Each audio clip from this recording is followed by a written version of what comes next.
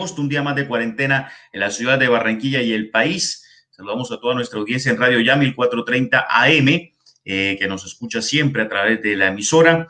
También estamos saludando a toda nuestra audiencia a través de las redes sociales, a través de Facebook, Todos Juegan, en YouTube, Todos Juegan Barranquilla, también en Twitter, @Todos Juegan BQ, así como nos están encontrando aquí también en el banner que estamos viendo acá. Abajo van a encontrar también nuestras redes sociales. No se olviden de compartir esta transmisión en sus diferentes cuentas para que también más gente se una a esta transmisión y pueda ver el programa. Recordándoles a todos ustedes, hoy, bueno, ya decía 3 de agosto, empieza una nueva semana, empiezan ya, por ejemplo, algunas universidades a comenzar las clases virtuales que se tienen planeadas para este segundo semestre de este año. Y bueno, recordarles también algunas noticias rápidas, como por ejemplo que la OMS en el día de hoy advirtió que, abro comillas, quizás nunca haya solución para el COVID. Eso lo dijo hoy la Organización Mundial de la Salud, advirtiendo que a pesar de la carrera en curso para obtener una vacuna contra el coronavirus, en la que actualmente participan varios países y de las cuales hay algunas en fases avanzadas de desarrollo, es posible que nunca se encuentre una solución contra el virus. Abro comillas. Todos esperamos tener un número de vacunas eficaces que puedan evitar que la gente se contagie. Pero, entre tanto, frenar los brotes depende del respeto de las medidas de salud pública. Se da una combinación de factores muy peligrosos con un virus que se desplaza con mucha rapidez y además mata muchísimo. Cierro comillas. Esto declaró el director general de la Organización Mundial de la Salud, el señor Tedros Adhanom Ghebreyesus. Es el director general de la OMS quien dio estas declaraciones en el día de hoy a través de conferencia virtual. En una noticia local, por ejemplo, Electricaribe sería entregada el 30 de septiembre. La entrega de Electricaribe y la entrada en operación de las empresas Caribe Mar y Caribe Sol, que se encargarán de la distribución y comercialización del servicio de energía eléctrica en los dos mercados en la que se segmentó la región, está programada para realizarse este 30 de septiembre, según aseguró la superintendente de Servicios Públicos, Nastasa Avendaño. Abro comillas nuevamente.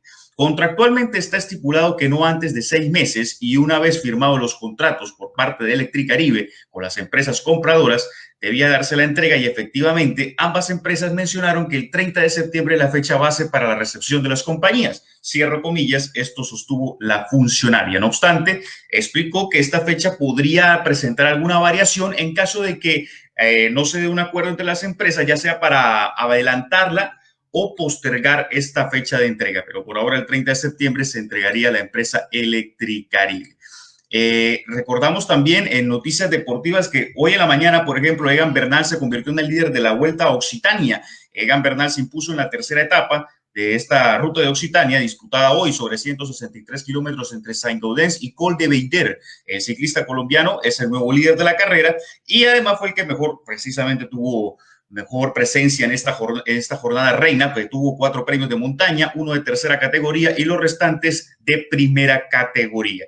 La cuarta y última etapa se llevará a cabo mañana en un tramo entre Lectoure y Rocamadour de 195 kilómetros con 2 premios de montaña de tercera categoría que esperemos, ojalá le vaya bien a Egan Bernal en este andar nuevamente del ciclismo en tiempos de pandemia.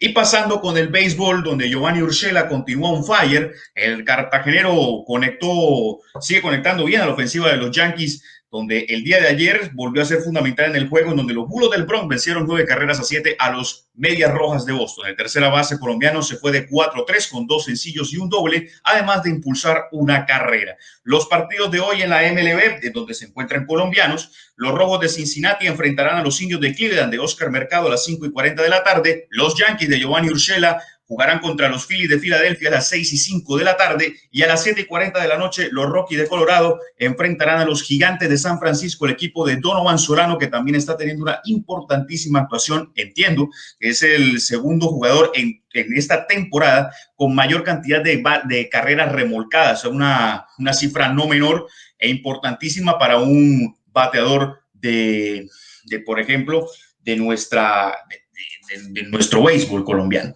Saludamos a esta hora al profesor Javier Castel, que ya se encuentra con nosotros, 12:40 de la tarde. Profesor Castel, muy buenas tardes y bienvenido. Hola, Wilber, qué placer saludarte. Un saludo bien especial para todos y además con la alegría de esas noticias últimas que diste sobre sobre los beisbolistas colombianos. Realmente maravilloso, enorme inicio de temporada, especialmente de estos dos. También el otro muchacho Mercado, también el otro día vi una atrapada extraordinaria sobre la barda, evitando un extra base, incluso de pronto un jonrón del equipo rival. Pero lo de Yu Urshela, esto de fin de semana estuve viendo ambos partidos, porque me encanta, porque hay algo de sabor, y las personas que están transmitiendo son personas que hemos tenido tiempo de estar compartiendo con ellos, con José Marenco y con Willy Palma, con ambos. Estuve en una cabina, estuve compartiendo con ellos algún programa de radio. Conozco de su calidad, de su capacidad, del esfuerzo que han sostenido en la transmisión, en la promoción de un deporte que evidentemente en nuestro medio, aunque a todos nos gusta el béisbol, efectivamente disminuyó, decreció en la audiencia, en la comercialización, en el interés de la gente. En todo caso, ellos en las buenas, en las regulares y en las malas, siempre han mantenido ese amor, esa pasión por el béisbol, y han logrado, en medio de circunstancias nada súper favorable para ellos, ser, digamos, como una guía, como un faro en la información beisbolera, a José Marenco y Willy Palma. Entonces, aparte de todo ese reconocimiento que le hago a los profesionales, también hay, digamos, una simpatía porque me agrada cuando personas con las que he compartido y sé de su calidad profesional y humana, entonces me alegra mucho más. Por eso he seguido. Y si a eso se le suma que los jugadores colombianos, especialmente este muchacho Urshela, está haciendo lo que está haciendo en la tercera base de los Yankees de Nueva York, imagínense la satisfacción, el placer que da. Yo no suelo mantenerme 9 innings viendo un partido de béisbol, o sea, me cuesta sostenerme, me voy un rato, cambio un rato para una película, alguna cosa, pero en estos dos partidos y por el interés que me provoca ver cómo está este muchacho Urshela, la verdad he tenido la posibilidad de disfrutar el juego. Ha habido muchas carreras, muchos batazos, cogidas espectaculares, dentro de ellas una que hizo Urshela así a guante volteado sobre la tercera base, se salió un poquito del terreno de juego y lanzó y puso agua al corredor. Es decir, maravilloso. Y además lo emocionante de ver que un cuadrangular con bases llenas, digamos que, de todo. O sea, sí. Joe Urshela y el jugador barranquillero atlanticense, Donovan Solano. Wilber, eso tiene realmente ribetes mire, lo de Donovan Solano, que ha sido un jugador que ha tenido idas y vueltas en un equipo, altibajo y todo, pero se ha sostenido, se ha mantenido, que ya de por sí es un gran logro. Bueno, este año, esta temporada especial, atípica, en su inicio ha tenido un bateo impresionante. Tiene una carrera menos, estaba escuchando esta mañana los numeritos, tiene una carrera menos impulsada que Jukes, el grandote, el jonronero de los Yankees. Entonces, muy bueno, excelente inicio de temporada para los deportistas, los beisbolistas colombianos, y eso nos alegra a todos, nos emociona siempre. No, sí, es de verdad importante este inicio de temporada, sobre todo por lo difícil que ha sido, claro, digamos, intentar llegar a grandes ligas para muchos de nuestros peloteros colombianos, y que se esté dando estas ocasiones. No hablo solamente de este inicio de temporada, sino también de la temporada pasada, donde también fue importante y hubo una actuación destacada de colombianos. En este caso es importante también de que les ha ido bien, no solamente a Urshela y a Solano, sino que también sus equipos han respondido. No ha sido el caso de Mercado, que si bien ha tenido actuaciones importantes, el equipo no ha tenido un buen inicio.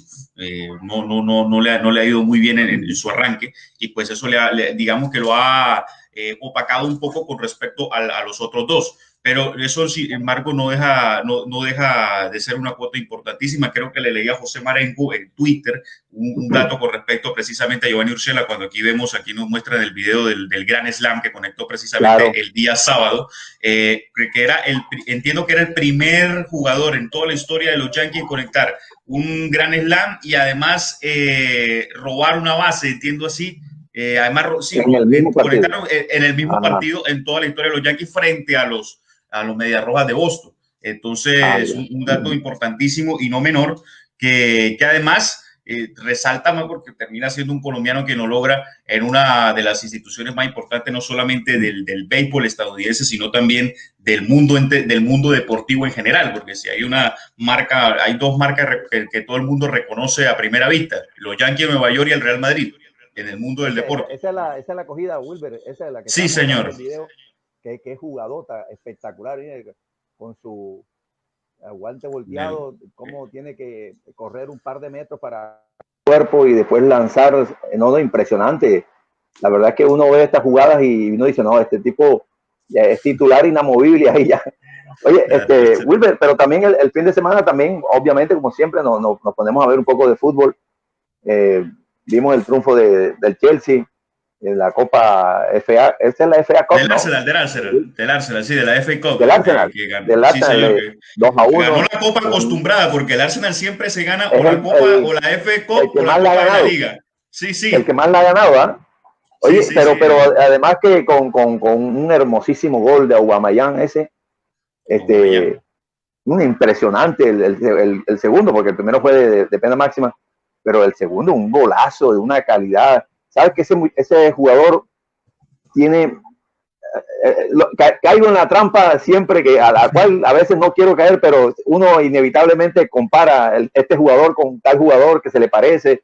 Es no sé, el cerebro del futbolero inmediatamente ahí, un chip, que hay un chip que uno, cuando quiere uno describir a un jugador, cuando quiere decirle a la gente, oye, este jugador juega así, prefiere el camino más corto. Es decir, hombre, este jugador se parece a fulanito de tal, y entonces la gente empieza a decir, si juega empieza, esa es la referencia. Claro, y este jugador se me parece en algunos gestos, en algunas maneras de definir, algunas gambetas, su zancada, a Thierry Henry. Es decir, ahí estaba viéndolo y yo decía, oye, ¿a quién es que se me parece? Tratando de acomodarlo en algún jugador así referente mundial, y hay algunos trazos de él, alguna zancada, la zancada esa, esos gestos de amagar que va a patear y juega la pelota así y define con más calidad que con fuerza, como definía Thierry Henry. Después no sé si de pronto la camiseta y el lugar que ocupa en la cancha también me hacen pensar que es Thierry Henry, porque juega más o menos como jugaba Thierry Henry, desde el centro hacia la izquierda. Sí, Thierry Henry jugaba siempre así. En teoría él es extremo, pero también se tira mucho al centro. Hacia adentro, juega por afuera, juega hacia adentro, como Thierry Henry, que no era un centro delantero ni un puntero izquierdo natural, ¿no? Bueno, así es. Ahí, pero me gustó muchísimo ese gol de Aubameyang, lo disfruté mucho, bonito gol.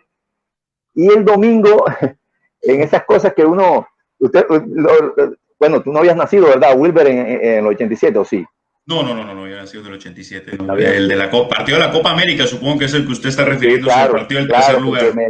Y a mí que quería ver ese partido otra vez, a ver qué era lo que había, qué era lo que pasaba, y ver otra vez a esos jugadores. Y Colombia jugaba bien al fútbol, tocando la pelota, y se defendía muy bien. Y la gente solo... O lo más atractivo que tenía ese equipo era obviamente cuando se juntaban a tocarla, pero sabes que yo estaba viendo, no era un equipo peligroso a la hora de atacar, o sea, llegaba a situaciones de gol muy pocas veces, por lo menos en ese partido, estoy hablando de ese partido, pero bueno, ese día tuvo realmente una eficacia enorme, tuvo 2 o 3 llegadas y 2 goles, pero era un equipo... Dale. No, precisamente antes de que siga, vamos a presentar ya al doctor Barreto, que ya se encuentra listo con nosotros. Ya está, Edgardo. Ya está el doctor Barreto listo. Vamos a presentarlo precisamente. Doctor Barreto, buenas tardes y bienvenido. Hola, buenas tardes. ¿Qué pasó? Ahí me escucha, ahora sí. Bueno, entramos aquí a un costadito. Hoy parece que no es el día. Alfredo, lo que te había comentado, bueno, yo creo que no voy a poder porque estoy ocupado, tengo una cantidad de cosas y no es el momento. Ya la vida volvió a la normalidad. A mí me va a costar estar aquí a las 12:30. Yo tengo la intención de cumplirle a la gente. Voy a pedirle a mis compañeros que tratemos de estar a las 12:30 porque ya yo no voy a poder estar, voy a tener inconvenientes. Seguramente intentaré estar muchas veces, pero hoy no podré. Hoy no pude y de hecho estoy complicado acá con una llamada. Bueno, ahí más o menos lo escuché, están hablando del béisbol de este muchacho Urshela. Antes de todo esto, yo quisiera, como siempre, los lunes hago una referencia en relación al COVID. Hace 8 días les hablé de las ciudades escudo, que era, por ejemplo, las ciudades como Barranquilla, que después que tuvieron el pico, son ciudades que, entre comillas, se vuelven más seguras que las ciudades donde el pico no ha llegado, porque se supone que al haber tenido nosotros un pico, hay muchas personas ya que desarrollaron la inmunidad. Además, leyendo, esto no es invento mío, ni un deseo, el virus se ha demostrado por entidades científicas especializadas en esto, que el virus muta y hay una mutación del virus que viene siendo menos letal, entre comillas, pero igual de contaminante. Entonces, por eso nos vamos a tener que acostumbrar a estas cifras que van a seguir siendo altas, probablemente no ya de muertos. Yo siempre le he dicho que yo tengo una estadística personal con los pacientes que yo veo y realmente ha bajado bastante en buena hora. Y bueno, ahora viene la segunda parte, la parte de nosotros, donde tenemos que poner nosotros de nuestra parte como sociedad. Y más allá de que nuestros dirigentes nos coloquen el pico y placa y todas estas cosas, y tenemos que tener un orden natural y un instinto de protección. No obstante que las noticias siguen siendo buenas. Vean, por ejemplo, yo les puedo hablar de una evolución de la enfermedad. Cuando esta enfermedad arrancó en el mes de febrero, acá en nuestro medio, febrero, principio de marzo, 12 de marzo, la primera idea que teníamos los médicos era que esta enfermedad era una infección viral que producía una hipoxia severa a nivel de las vías respiratorias más distales. Que este proceso, la única manera de ayudar al paciente era buscar los respiradores. Por eso ustedes escuchaban que todo el día estábamos hablando de los respiradores. Ok, y se intubaban a las personas lo más pronto posible, no obstante el riesgo que supone intubar un paciente para mejorar la respiración, pensando que era un proceso infeccioso viral. Después se dieron cuenta, no les puedo hacer la cronología exacta, pero se dieron cuenta que la hipoxia a nivel de las vías respiratorias distales no era por la bacteria, no era por la infección, sino que el virus generaba unos microtrombos en los vasos del pulmón y de otros órganos que producían esta sintomatología. Bueno, ya viendo eso, entonces comenzaron a manejar los pacientes con heparina, los anticoagulantes, que fue cuando ustedes escucharon la aspirina y este tipo de cosas. Además, hay un factor que se descubrió con el tiempo, que estos pacientes hacían una hipoxia silenciosa. ¿Qué le quiero decir con esto? Normalmente, cuando uno está con un nivel de oxígeno en sangre de un 90%, cuando baja de ahí, tú comienzas a ahogarte. Pero en esta persona llegaba a cifras mucho más bajas sin mostrar síntomas. Por eso era que veíamos gente que se desplomaba en las calles, o que cuando llegaban a las clínicas ya era demasiado tarde y había que intubarlo de rapidez porque el nivel de hipoxia era avanzado. Bueno, ya después se dieron cuenta que existía este tipo de hipoxia. Entonces, ustedes no sé si se acuerdan, profesor Castel, cuando el doctor Cure estaba aquí con con el oxímetro. Sí, claro. Ok. Se comenzaron a determinar que antes que apenas un paciente bajara de 90% su saturación, había que manejarlo. Bueno, después se dieron cuenta que había una reacción inflamatoria severa que también complicaba a los pacientes. Entonces fue cuando usted comenzó a escuchar hablar de los esteroides, de la dexametasona y todo este tipo de cosas. Fuimos avanzando. Ya no era suficiente la posición prona, sino también estábamos manejando esto. Después ya se descubrieron medicamentos porque mientras manejamos la oxigenación, el virus seguía con su nivel de infección. Después se encontraron medicamentos como el Remdesivir y otros que atacan directamente al virus. Y ahí fuimos mejorando. Posteriormente, creo que fue en Israel, se descubrieron quiénes eran los leucocitos que producían los trombos. Y se llegó a la conclusión de que un medicamento que conocíamos hace años, como la colchicina, que se usaba para la gota, servía para estos trombos. Conclusión a que voy, que es muy diferente el manejo del paciente que se infectaba en el mes de marzo y el paciente que hoy se infecta con el COVID. La persona que se infecta hoy tiene mucha más posibilidad de salir adelante, pero el mensaje sigue siendo el mismo. Cuidémonos, no seamos idiotas, no seamos bobos, más bien apostemos a que yo no me tengo que contaminar y no ese cuento que nos vendieron que todos teníamos que contaminarnos en algún momento. Entonces, el mensaje que les doy hoy es que la medicina ha avanzado y yo siempre he creído que va a llegar más rápido un protocolo de manejo de la enfermedad que la misma vacuna. Fíjense, yo no estoy de acuerdo con lo que están haciendo los rusos. Yo hablaba con una amiga rusa donde me dice, yo no me pongo esa vacuna ni loca. Yo le dije, yo tampoco me la pondría. Pero los rusos son así, son audaces. Acuérdate que la lucha contra el espacio, ellos mandaron primero a, ¿cómo se llamaba este señor? No me acuerdo, Yuri Gagarin creo que fue. Pusieron en el espacio un hombre que prácticamente era un kamikaze, porque las posibilidades había un 50% de que salieran malas, pero le fue bien. Entonces, ese es el tema con la vacuna rusa. Entonces, bueno, ya más o menos poniéndonos un poquito al día, quiero que me interpreten el mensaje. Han existido otras cosas desde el punto de vista científico, pero quise ser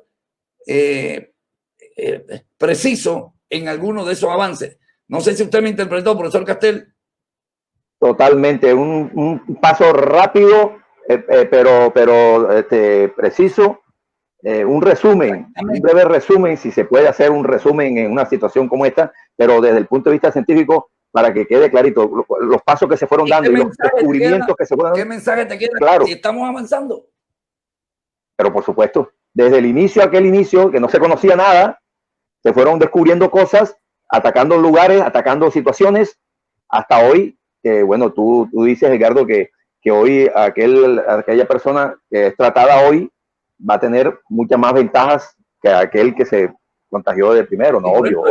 El miedo es mucho menor, porque tú antes llegabas y no sabías si ese familiar que entraba y que lo intubaban rápidamente, corriendo algunos riesgos, después se fueron dando cuenta que muchos de estos pacientes, a raíz de casualmente no haber respiradores, vieron que algunos pacientes que no tenían acceso a los respiradores respondían bien a la posición prona, que es cuando tú pones boca abajo al paciente. Boca abajo, claro. Pero no, Edgardo, ¿cuál es tu mirada desde los científicos con respecto a que tú acabas de explicarnos que el virus ha mutado?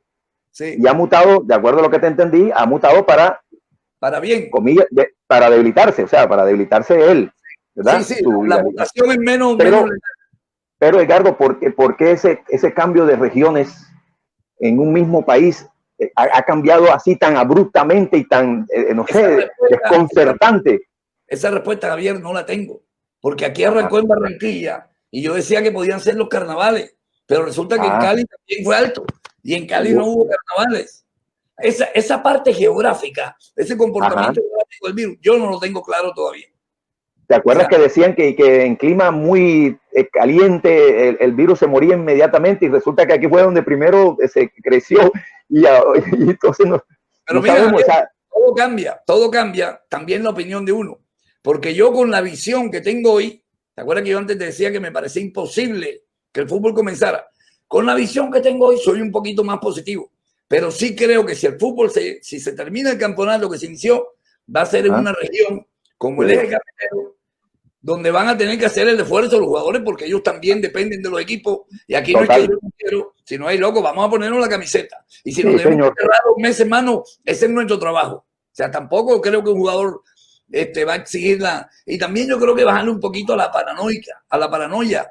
Por ejemplo, en el béisbol, que si tú tuviste medio contacto, o sea, yo creo que sería mejor aumentar los controles, pero no de una vez mandar ese mensaje que si yo medio me tropecé con alguien que resultó positivo después, ya enseguida me aíslan. O sea, creo que ahí vamos a tener que bajarle un poquito el tema. Lo que sí tenemos que evitar los contactos, mantener la distancia, el lavado de manos, el barbijo, el tapaboca. Eso vamos a tener que tenerlo hasta diciembre, mi hermano.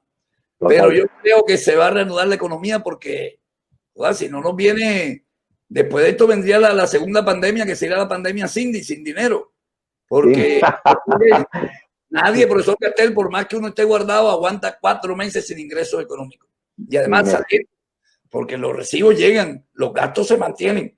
Entonces yo creo que ya es hora de que nosotros como sociedad nos concienticemos y comencemos a manejar las cosas. Sí, algunas personas están en contra del desconfinamiento, pero yo particularmente creo que ya hay que hacerlo. Sí, creo que las discotecas y algunas de estas cosas van a demorar mucho. Sobre todo que nadie va a querer meterse en una discoteca. Claro. Un loco incluso en los cines, los bares, discotecas, Sí, y los mismos juegos, pues, escenarios deportivos deportivos se van a tener que aguantar, a menos que seas un loco, porque yo considero que tienes que ser loco para irte a una fiesta a consumir droga, como la fiesta esa y que las covitecas. sí, A mí oye, yo qué increíble. no estoy en el lugar de esa persona, pero una persona medianamente responsable no creo que se expondría a ese tipo de cosas. Profesor Castel, lo voy a dejar con el doctor Portuano, que ya está ahí, o don Johnny, no creo que es don Johnny Fallar del que está. No logro reconocerlo. Que está hoy sin su gorra y se despojó de su playera. y sus gafas, sí. Sus lentejuelos. ¿Te acuerdas que antes decían así, Ricardo? Lentejuelos. Ese joven, ¿quién es? Bueno, los dejo un momentico porque tengo que ir a hacer una llamada. Ya estoy con ustedes. Buenas tardes, don Johnny. Buenas tardes, por la tarde, doctor Barreto, Javier y Wilber. Buenas tardes. Oye, bueno, yo sé que Edgardo, Johnny y Wilber, especialmente ellos dos, que están siempre muy atentos a todos los hechos que están ocurriendo en el mundo, estuvieron, me imagino, atentos al regreso, a toda la misión esa que produjo el viaje allá a la Luna y el regreso, y ayer ¿cómo se dice? Acuaterrizaje. Acuatizaje, sí. Acuatizaje, ahí me confundí un poquito. Acuatizaje, ¿qué hay detrás de eso, Johnny, desde tu óptica, y Wilber, qué hay detrás de eso? ¿Qué se pudo conseguir? ¿Qué se va a conseguir? ¿Qué hay alrededor de esa acción, de esa aventura? Pues bueno, con respecto a... Wilber. No, listo. No, es que básicamente el SpaceX, que es la misión esta que como se ha denominado, hay que recordar que es como el intento del regreso de la NASA a intentar dominar nuevamente la carrera espacial. Digo intento porque la carrera espacial hace muchos años la ganó Rusia, porque prácticamente los transbordadores que utilizaba Estados Unidos, con los que fue durante los años 60 y los 70, quedaron completamente obsoletos y no pudieron seguirlos tratando de mejorarlo, y perdieron en esa industria con los rusos, que después de la caída de la Unión Soviética siguieron mejorando sus equipamientos para estos trabajos, y entonces se llegó a tal punto en el que incluso la NASA, para designar sus misiones, tenía que ir a Rusia para lanzar sus propios cohetes. Llegó hasta ese punto la carrera espacial, y entonces se dio como un ganador literalmente a los rusos. SpaceX es un intento de este señor multimillonario Elon Musk, que es muy conocido porque, bueno, es un hombre que está muy activo en redes sociales, es un hombre que es multimillonario, y él tenía este deseo. Entiendo que él tiene un deseo lejano de que si se llegan a abrir estos viajes a la Luna, que sean como viajes turísticos, entonces él quiere hacer como un negocio a partir de eso. Y entonces uno de estos intentos fue precisamente apoyar este viaje en conjunto con la NASA, pero prácticamente la plata y todo el proceso, casi que la mayoría de eso, fue puesto por Elon Musk, no fue puesto por la NASA ni siquiera, para hablar incluso de términos de cómo está actualmente la carrera espacial, y hablar precisamente de eso, porque mucha gente cuando salió disparado el cohete hacia su misión, mucha gente dijo, ya están los Estados Unidos siempre ganando con el espacio, que no sé qué, siempre son los primeros, cuando no es así. Y la historia también ha demostrado que el primer hombre en estar en órbita en el espacio fue precisamente un ruso, que fue Yuri Gagarin, Javier. Y a lo largo de la historia también ha sucedido lo mismo. Entonces, es Javier, básicamente... Siguiendo con lo que dice Wilber, doctor Portuano, gusto de saludarlo. Lo histórico del tema es el hecho de que, bueno, fue una empresa privada y no gubernamental la que mandó su cohete a la Luna. A la Luna no, pues a una estación espacial, como dice un oyente allí, que ya volvió. Y digamos, lo positivo de esto es que la NASA ya va a poder recuperar su frecuencia de viajes a estaciones espaciales.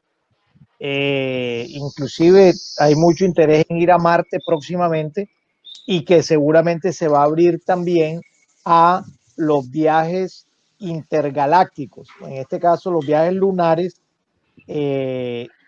van a ser ofrecidos por la empresa privada.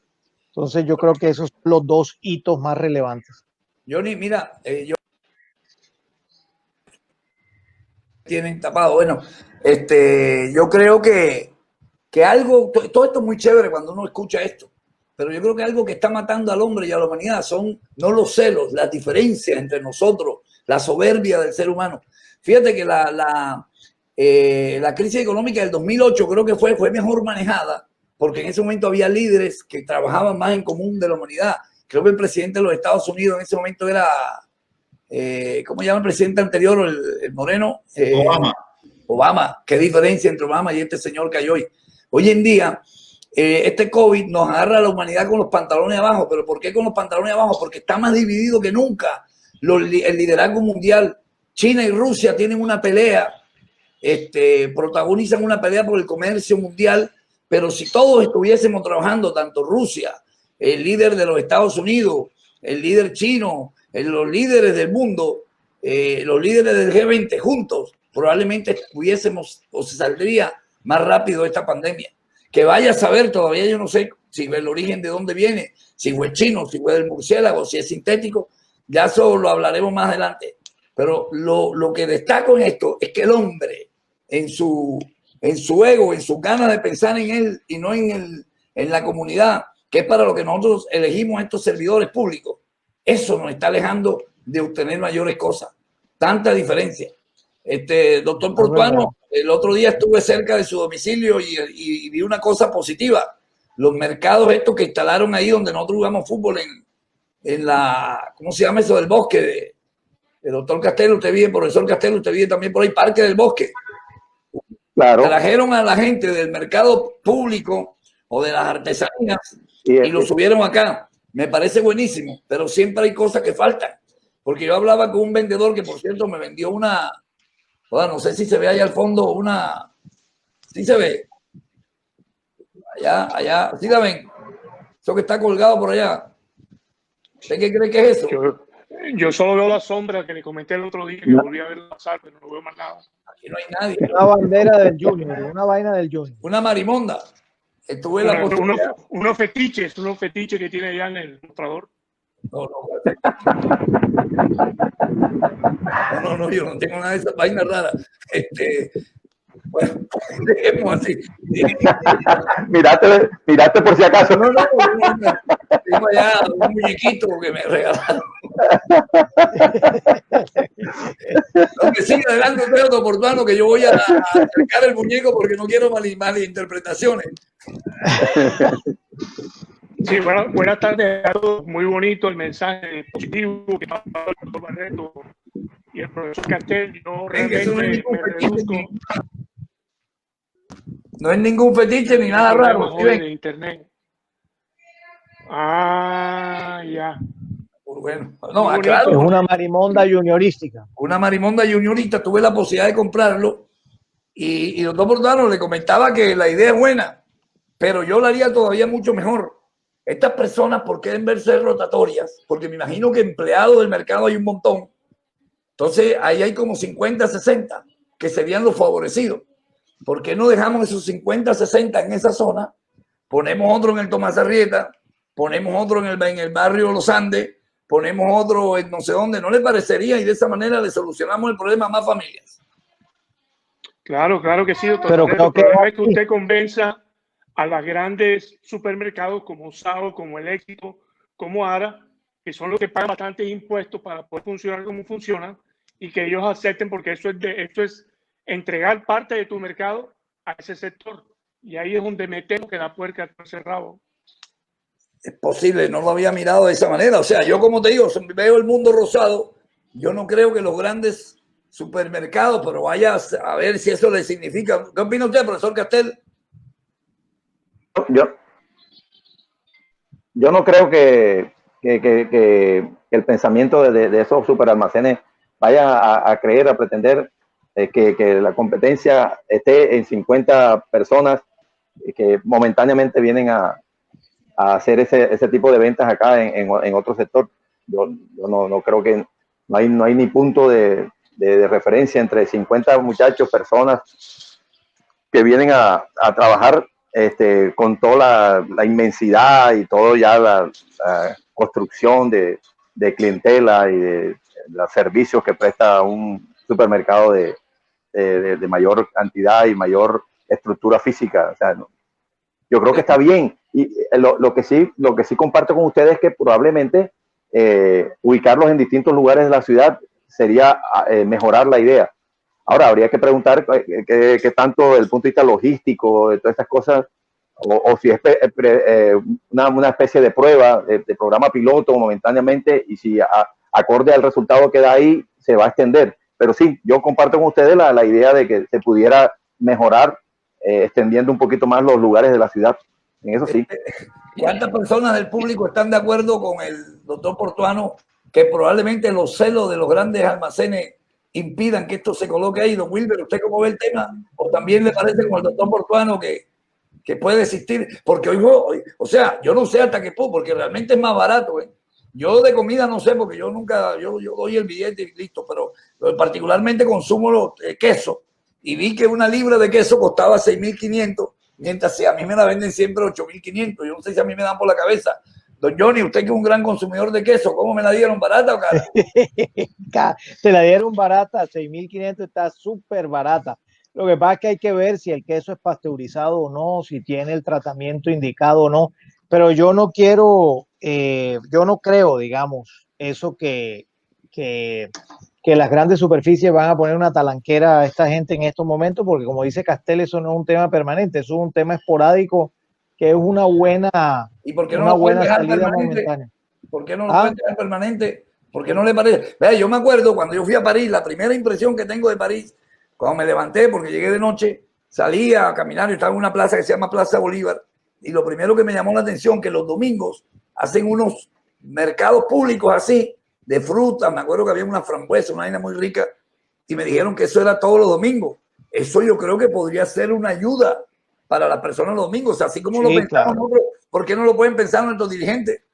No, es cierto, eso puede ser. Lo que pasa es que cuando al momento de comprar se trata, la gente va donde puede conseguir todo. Me explico. Si ellos están en el mercado público, normalmente van y el que va a comprar al mercado público va a comprar de todo. O sea, compra frutas, verduras, carnes, y en una variedad mucho mayor. Cuando tienes esto de manera permanente, así como está limitado, eventualmente para un día a la semana está bien. Un día a la semana está bien, pero para hacerlo permanente no sería, digamos, la mejor oferta. Pero hacerlo un día de semana me parece correcto. Hasta chévere es porque es buen programa para todo el mundo. Exactamente, ahí me dice el ingeniero José Castañeda que estos mercados existen en el Parque Olaya y las Mercedes, que los colocan solo los fines de semana. No sabía yo, Sí, es cierto. Me parece una buena idea para ayudar a la gente. Además que con todo, tenían una vaina un poquito artesanal, donde tú te lavabas las manos y con el pie le pegaba y te salía el alcohol. Y a mí me pareció chévere. Mira, o si no, por lo menos los fines de semana, estas ferias artesanales, llevarla a esos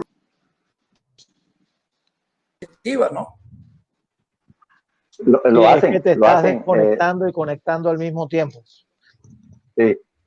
Edgardo, pero sí lo hacen esas ferias. Por ejemplo, yo he visto en el Sur y Salcedo permanentemente, acá en el Boulevard del Buenavista, yo he visto varias veces que han montado ese tipo de ferias artesanales, pero así, pero y se llenan y hay una convocatoria realmente interesante. Yo los he visto varias veces durante el año, Sí, claro. en algunas épocas del año, sí, claro. Pero a mí sí me parece bueno rescatar que si se puede hacer una vez a la semana sería una excelente idea, la verdad. Bueno, oiga, doctor Portuano, por ahí estuve escuchando esta mañana el juicio al abogado del doctor Uribe en una cuestión de unos, ¿cómo se llama? De unos tipos falsos, unos testigos falsos.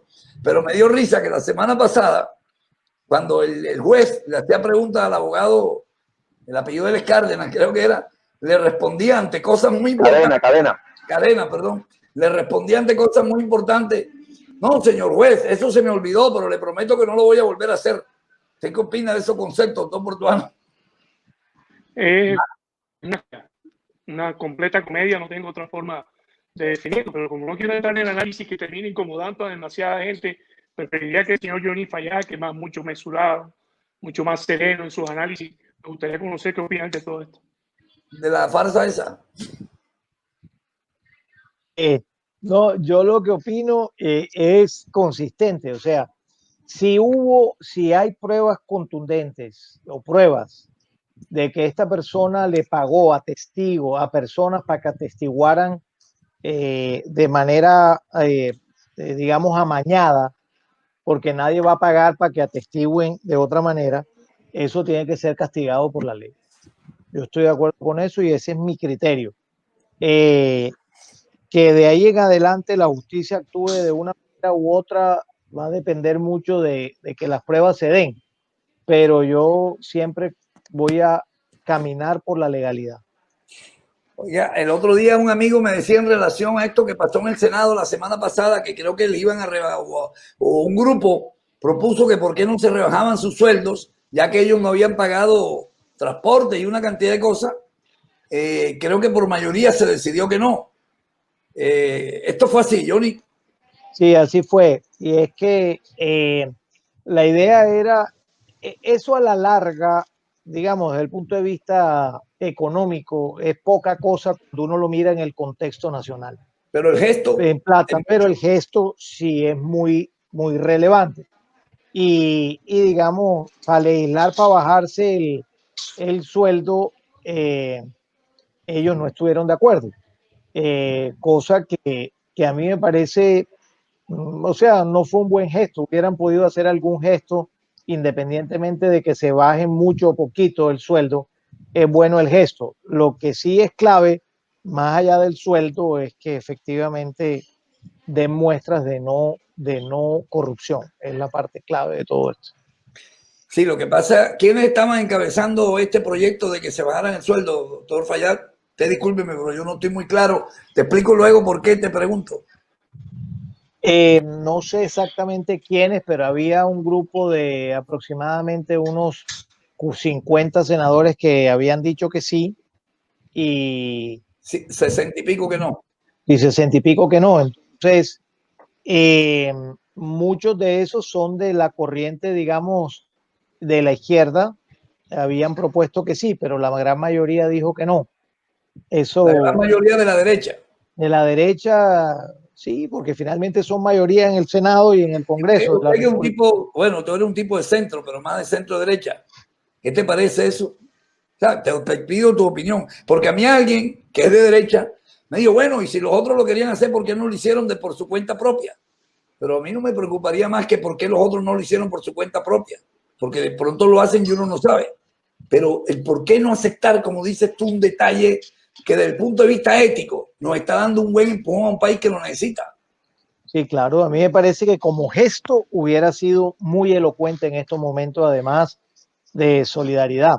Ahora, ellos inclusive hubieran podido hacer esto de manera temporal y por destinación específica. Ellos hubieran podido decir, hombre, esta plata de que nos vamos a rebajar, toda debe ir a uno de los programas sociales, Familias en Acción. Y ahí estamos financiando, decir cualquier cosa, 100 familias nuevas. También hubiera podido ser un detalle chévere, pero un detalle, o sea, de solidaridad que les cueste. Sí, o sea, yo creo que en este momento todo eso suma, más allá del tema económico. Doctor Portuano, la gente de bancada izquierda que propuso este tema, ¿lo han podido hacer por su cuenta o normalmente ellos aportan algunas causas, apoyan? A mí me gusta lo que acaba de sugerir el doctor Fayad, sería una excelente propuesta donde diga que no va a ser permanente, pero por un periodo de 12 meses o de 18 meses vamos a donar esta porción de nuestro ingreso para una causa específica, que sea específica. Es importante lo que dijo el señor Fayad, y que ese dinero se destine al que lo necesita, al que bastante jodido está, que no creo que tengamos que indicárselo a los señores del Congreso quienes necesitan esa plata, porque ellos viven en el mismo país que vivimos todos. Ellos saben de quién estamos hablando. Pero a mí tampoco me sorprende nada en un Congreso en donde el actual presidente del mismo, del Senado, es el senador más bajo, y resulta que lo ponen de presidente. Entonces, ¿tú qué esperas de ese lugar llamado Senado de la República? Yo no espero absolutamente nada. Absolutamente nada. Y en realidad lo que querían era, de acuerdo a lo que yo interpreté, entendí, es que hay un dinero que le entregan a los congresistas por gastos de representación, que tienen que ver con sus viajes, sus traslados, los viáticos, que creo que suman 14 millones de pesos. Entonces, como ahora, en este momento, no están haciendo viajes ni gastos de representación porque están en su casa y haciendo las sesiones virtual, él creo que fue un apellido Bolívar, que propuso que como no están utilizando ese dinero, pues no tienen por qué ganárselo. Porque creo que esos son Bolívar gastos de la Colombia humana. Entonces, que creo que entonces esos 14 millones de pesos que no se los den a ellos, que los tomen para otra cosa, que en este momento tiene mayor necesidad. Pero Javier, fíjate que de pronto estamos mal informando. Ahí José Darío Castañeda, que si quiere lo subimos acá al panel, que con mucho gusto se comunique con Wilber y nos gustaría tenerlo acá. Ese proyecto no llegó a la plenaria, no pasó de la comisión primera. Fue presentado por Cambio Radical, pero hubo gente de todas las corrientes que se opusieron, unos votando por no y otros asentándose. Cambio Radical no es la izquierda y Bolívar es de la Colombia humana, ¿no, doctor Portuano? Correcto. Y creo que quedaron fue 9-8, Edgardo, 9-8. No la cifra que usted está diciendo, sino 9 votaron no y 8 votaron sí.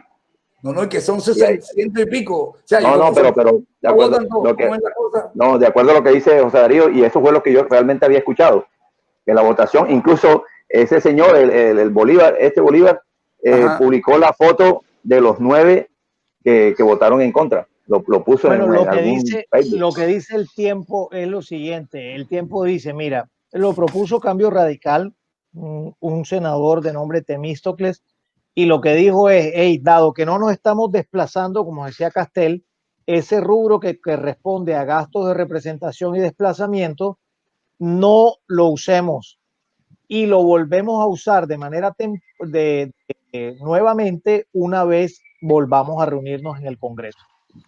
Eso lo propuso Gustavo Bolívar, que es petrista. Dijo, hey, hagámoslo de manera temporal mientras volvemos a reunirnos, con el propósito de que quienes quieran ir a legislar no tienen que entregar ese dinero porque tienen que usarlo para sus gastos. Pero aquellos que se queden en la casa, que no pueden asistir por preexistencia de enfermedades, por peligro de contagio, también de contagio no lo recibirían. Pero aquellos que no asistan, además, por negligencia o por cualquier causa de manera repetitiva, tendrían que renunciar también a esos gastos de representación. Entonces, al final del ejercicio, era una propuesta, primero, que fuese permanente, después se matiza con que fuese temporal. La enredaron. Y ninguno de las dos propuestas prosperó. Oiga, ese Temístocles como que el papá sabía que iba a ser político. Temístocles era un político griego allá de Atenas. Deja para que vea, el papá como que dijo, quiero que mi hijo sea político, porque si por casualidad, no de otra manera, no entendería que le pongan Temístocles a alguien. A mí me pasó un cuento como en Grecia, en Atenas, un hombre con un perro, una historia que un día esto le contaré. Creo que ese perro también le pusimos Temístocles y por Temístocles casi que vamos presos, ya que Temístocles, no sé, como yo le había tirado un sándwich viejo, no se desprendía de mí y allá están prohibidos los...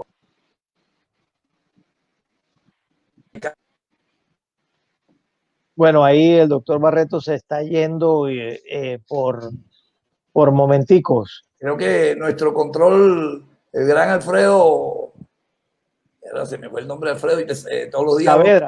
Saavedra, como recibió mucho elogio en fin de semana, se me está descuidando porque hubo una lluvia. Oye, que es la vida, doctor Portuano, el doctor COVID, del COVID-19, ¿mantiene su récord o se hizo la prueba?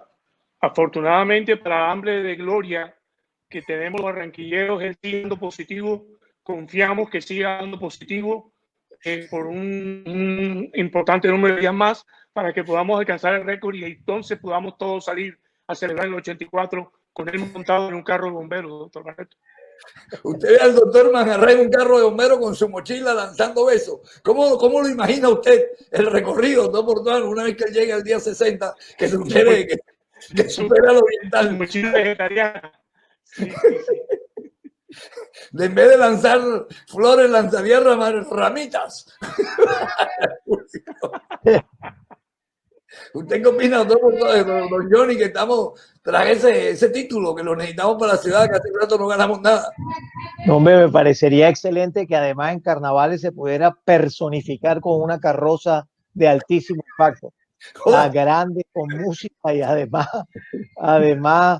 dejando atrás un momento horrible de la humanidad. Usted imagina Oye, ese además, doctor Castel, imagina el desfile del doctor Manjarrey en una carroza llena de palmeras. ¿Cómo imaginaría? Oye, Edgardo, pero además ya ha convertido en una figura de los medios de comunicación, de la televisión, o sea, ya de los medios, radios nacionales, televisión nacional, es decir, ya se nos perdió el doctor Manjarrey ya en las luces de las estrellas. De neón. Doctor, ¿cómo imagina usted la carroza del doctor Manjarrey? ¿Cómo la imaginaría? Es música reggae, me imagino que diría música reggae, no podría ser de otra manera, ¿no? Sí, una música Rastafari, sin duda, con mucho verdor, y entonces de la parte de atrás con unas luces de neón bien bacanas, una marada y él aparece abrazado de coronavirus, así. Bartolo. Hombre.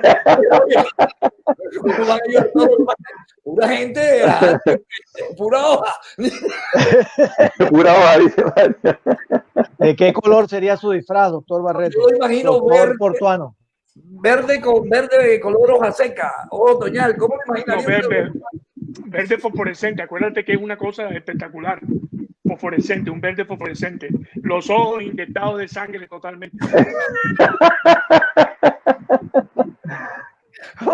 Y esa carroza no me la pierdo. ¿Y cantando qué canción los Rastafari, doctor Portuano?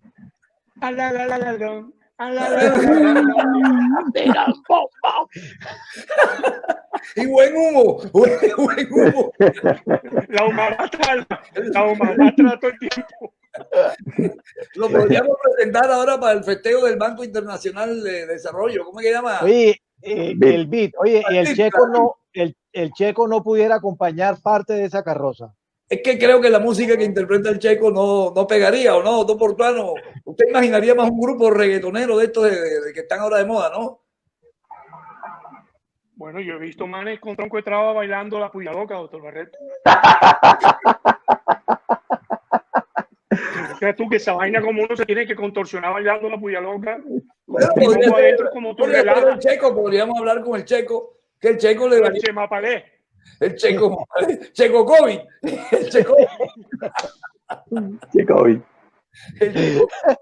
El Checovid.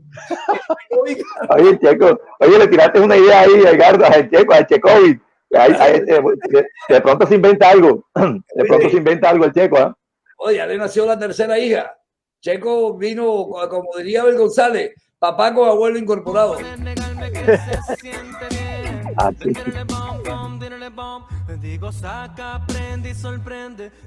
Sí, señor. ¿Usted se lo imagina adelante? ¿Se lo imagina cómo sería la especie de una tarimita? ¿Qué? Claro, una tarima. Y tirando corticoides para todos lados.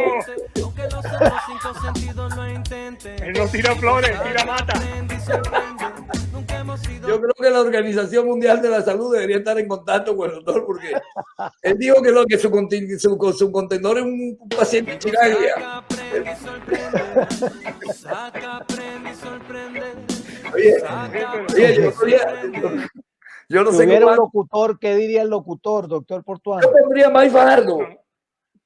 No, pero a mí me gustó fue que en el chat de Todos Juegan, donde está el doctor Castel, el doctor Manjarrey, a él toda la mañana, a las 5 de la mañana, le están preguntando, doctor Manja, ¿cómo amaneció? Todavía con la tosecita seca. Y todo el mundo, bendito sea Dios. Vamos por ese título, campeón. Vamos por eso. Vamos a romper ese récord. O sea, nadie se interesa. Doctor Manjarrey, mójese. O sea, no nos importa la salud de Manjarrey, queremos ver el título. Hambre de gloria que tenemos en esta ciudad. Pero yo lo imagino previamente en un paseo por los 84 en un carro de bomberos, menos producido. La recocha en 84 va porque va. Oiga, ¿cuántos días que son? Porque aquí dijeron, creo que Wilber dijo cuál era el récord. Hay un man que tiene más de 100 y pico de días de positivo, creo, ¿no? No, creo que el que tenía el chino que iba por... Sería bueno que llamáramos al doctor Manrey y le preguntáramos. No, seguramente está cuidándose para mantener el récord, bañándose con agua fría al mediodía, cosa que mantenga. Pues este tronco de calor que está haciendo. Cosa que el virus encuentre. Bueno, estamos jodiendo con el pobre man ayer. Oiga, un saludo al doctor Ezequiel Guijarro. Hola, una llave. Epidemiólogo. En estos días infectólogo, ha tenido mucho trabajo y ayer creo que tuvo un preinfarto o un infarto. Hay que cuidarse, profesor Castel. Vea, sí, el sistema inmunológico, usted sabe que lo activa, el ejercicio. Ya yo comencé a hacer mi ejercicio. Ya mi vida volvió a la normalidad, por eso... Ya reinicié. Yo reinicié también esta mañana, Edgardo. Reinicié esta mañana, suavecito ahí, una media horita, ahí para ir otra vez retomando la rutina. Oiga, Edgardo, claro, y a propósito, lamento personalmente porque tuvo que ver con mi época de niño, y bueno, nosotros la conocimos, Edgardo y doctor Portano, por allá en la calle 82, ahí en Ciudad Jardín. Gloria Plata. La doctora Gloria Plata falleció ayer. Ella venía sufriendo de un cáncer hace algunos años, así todo, siempre estaba cumpliendo con su deber. Ella había sido por muchos años la directora de la oficina de pasaporte y gozaba de una aceptación y de todos, pero especialmente porque yo de los medios de comunicación, de los periodistas, porque bueno, siempre colaboradora, siempre acelerando, aligerándole las cosas en su búsqueda para los pasaportes, para poder viajar. Ella misma, la verdad, ella uno me dice que ella misma. Hola, Gloria, además a esa siempre fue así, de un fuerte carácter, disciplinada, lo corregía a uno, lo regañaba a uno cuando estaba uno jugando por ahí con sus hermanos, con Chirimoya, el famoso Chirimoya, José, que jugamos ahí en la cuadra, y ella siempre estaba pendiente y nos regañaba, que tal. Hombre, lamentablemente ayer ha fallecido, y así que enviamos un solidario abrazo a toda la familia Plata, que son nuestros amigos, a José Chirimoya, claro. Carlitos. Bueno, que ya no es Carlito ya. Claro. Y a sus hermanas. Su hermana Leo, bueno, no recuerdo ahora, Miriam, creo, Gloria, Miriam, Leo, bueno, toda la familia Plata, un abrazo, pero bien, bien fuerte de solidaridad. Yo estoy seguro que ella cambiaría cualquier cosa por estar con nosotros, pero debe ser chévere, en medio del dolor, para su familia, recibir todo eso, porque es raro que a un funcionario público todo el mundo le reconozca en un momento como esto, porque propios y extraños, como dicen por ahí. Oiga, ayer vi la historia de la hija de Turbay, ¿cómo se llama? La que murió. Diana Turbay. Oiga, ya ella estaba lista para ser soltada y el ejército se metió y desafortunadamente murió esta señora, que me parece que hubiese sido una interesante política, ¿no? Claro, no fue el ejército, fue la policía. Fue la policía, fue un tiro de la policía, porque es que los secuestradores ya iban huyendo con los secuestrados. Y la policía disparó, y a la que le dieron fue a ella, desafortunadamente. Pero ella iba vestida como si fuera una campesina, entonces la confundieron, me imagino. Sí, como dice uno que estaba ahí, que en esa balacera no se sabía quién era quién. Desafortunado. Y estaba viendo el dolor de esa familia. El dolor, yo creo que no hay dolor. Mire, yo he visto personas, pasarela, cuando el entierro del hijo y la cara de Mena, nunca lo olvidaré, cuando la caña más dolorosa que enterró un hijo. Y me la recordó ayer la señora Nidia. Bueno, y vi imágenes, era doloroso. Yo no vivía en Colombia cuando eso. Oiga, este fin de semana la cogí suave y me vi también el tema de los sobrevivientes de los Andes. Toda la historia al pie y al dedo. Revisé todo lo que había sobre eso. Y hay una parte donde ellos dicen algo que es cierto. Uno de ellos dijo, bueno, yo escucho que la gente habla de estrés. Joda, estrés porque te botaron del trabajo. Joda, después consigues no te van a morir. Estrés era el que teníamos nosotros, que no sabíamos si cuando llegaba la noche al día siguiente íbamos a amanecer. Eso sí tiene que ser complicado, ¿no? Y hay cosas que todavía no se explican, cómo ellos pudieron haber hecho ese recorrido de 50 kilómetros en las condiciones en que ellos estaban físicamente. el amor por la vida, doctor Barreto. 72 días duraron y esos 72 días, 16 sobrevivientes, en verdad, esa expectativa positiva de creer todos que estaban yendo hacia Chile y que iban a ir a algún lado, y uno de esos que era uno de los líderes, apellido, no me acuerdo muy bien el apellido, creo que es Parrago. Ajá, Parrado, sí. Ese Parrado era el que decía, aquí si nos vamos a morir caminando, yendo a algún lugar. Y entonces ahí hay una reflexión muy grande, que es la reflexión del sentido de propósito que ellos tenían, todos tuvieron alrededor de salvar su vida, por supuesto, y no quedarse tendidos ahí en pleno frío en la montaña. Oye, y lo desesperante que fue cuando el señor que finalmente se encuentra en ellos, el arriero, no les escuchaba porque de por medio había un río. Y entonces el man se va, o sea, le hizo señas como que ya vuelvo, ya ellos no creían mucho que el tipo volvía, lo desesperante que fue eso. Y cuando el man se va, fue a comentarle a algunas personas y viene con el hijo, y es cuando le tira una piedra y le dice, dime qué es lo que quiere. Y entonces un papel, ahí sí me faltó saber de dónde sacaron el papel y el esfero para anotar esa vaina. Me imagino que lo deberían. Entonces le dijeron, somos tal, y el tipo es cuando, pero esa es vaina. Entonces, cuando uno se friega tanto y en la mañana amanece con que quiere votar, joda, piensen en esa vaina. O sea, gente que verdaderamente ha vivido situaciones interesantes. Y tú sabes que este Parrero es el apellido que tú dijiste. Parrado, después tuvo problemas con la droga y el alcohol. Y ahora está recuperado. Pero el man cuenta. Hay otros que se han convertido en conferencistas hace unos, quizás, no sé, 5, 6, 7 años, quizás la memoria me traiciona ahora. Estuvimos participando, bueno, escuchando una conferencia que todo Canesa, Canesa, uno de los sobrevivientes, vino contratado por... Es médico pediatra, creo. Sí, es médico.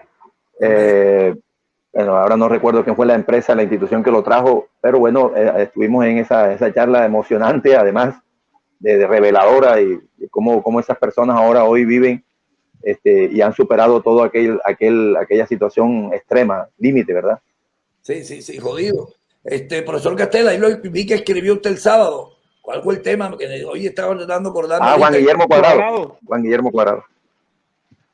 Hay un pequeño no reconocimiento, pero sí llamar la atención sobre un jugador que ha sido vital esta temporada en Italia y que ha tenido cierta transformación positiva en su manera de entender el juego, sin perder su talento individual. Ha entendido que el juego del fútbol es colectivo y que hay que descubrir los momentos en que puedo ser individual, pero debo proporcionar beneficios a mis compañeros. Entonces se ha transformado en un muy buen jugador de fútbol. Antes era un jugador interesante, con condiciones, ahora ya es mejor jugador de fútbol.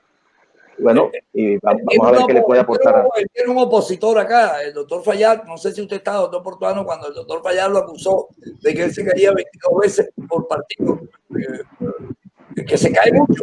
No, pero esa estadística, ¿sabes qué, Johnny? ¿Sabes que yo me quedé que tenía una estadística? Sí, pero